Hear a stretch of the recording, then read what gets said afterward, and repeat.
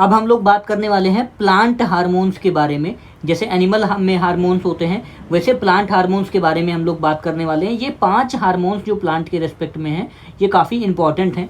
Auxins हो गया, abscisic acid हो गया, साइटोकिनिन्स हो गया, जिबेरेलिन्स हो गया एंड इथिलीन हो गया। ठीक है, इसको गिबेरेलिन्स या जिबेरेलिन्स भी बोला जाता है। तो इसमें हम एक एक करके देखते हैं। ऑक्सिन्स क्या का प्रयोग कहाँ किया जाता है?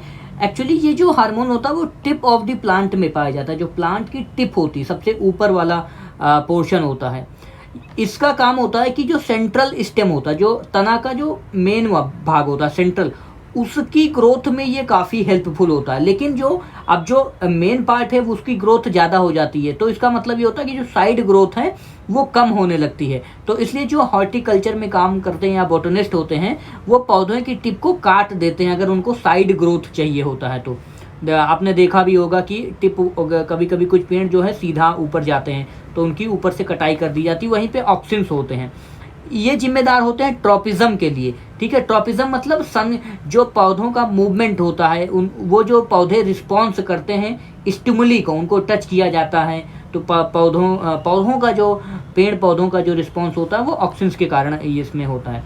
एंड देन सेकेंड हम लोग बात करते हैं एब्सिसिक एसिड के बारे में। ये इसका काम होता है, ये स्टोमेटा की क्लोजिंग को मॉनिटर करता है। स्टोमेटा जो आपको पता है वाटर के अब्जॉर्प्शन के लिए रिस्पॉन्सिबल होता है।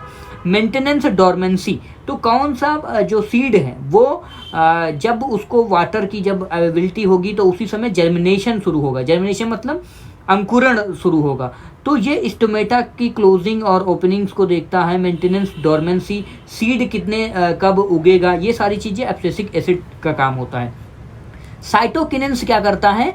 ये करता है कि जो प्लांट सेल हैं उनको डिवाइड करता है। जो प्लांट में सेल होती है उनको डिवाइड करने का काम साइटोकिनेंस कराता है। और ये जो करता है एजिंग को, मतलब जो कुछ ऐसे होते हैं, जनरली ये टिश्यू कल्चर में यूज़ होता है साइटोकिनेंस, उस इंडस्ट्री में यूज़ किया जाता है कि एजिंग को, जो बुढ़ापा होता है या वृद्ध होते हैं पेड़ पौधे, तो उनको काट करके एक लिक्विड में रख दिया जाता है ताकि वो फिर से जर्मिनेट हो सके।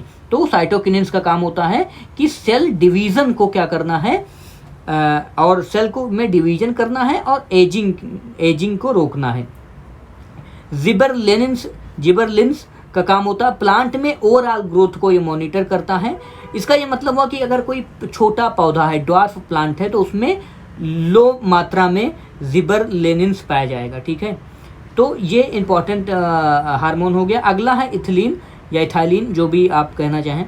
राइपन फ्रूट को ये काफ़ी जल्दी पकाता है, ये 10th क्लास की बायोलॉजी में भी दिया गया है। और जो ड्रॉपिंग्स ऑफ लीव्स होती, जो पत्तियां गिरती हैं, वो भी इथिलीन, चूँकि अब जैसे कोई फल है वो पक रहा है, किसके कारण? इथिलीन के कारण। तो एब्सिशंस यानी जो ड्रॉपिंग्स ऑफ लीव्स होती हैं वो भी इसी के कारण होती हैं। ये थोड़ा काफ़ी कंफ्यूजिंग होता है, इसको हमें ध्यान में रखना चाहिए कि ऑक्सिन्स का, एब्सिसिक एसिड का, साइटोकिनेंस का, जिबरलिन्स का एंड एथिलीन का क्या प्रयोग होता है।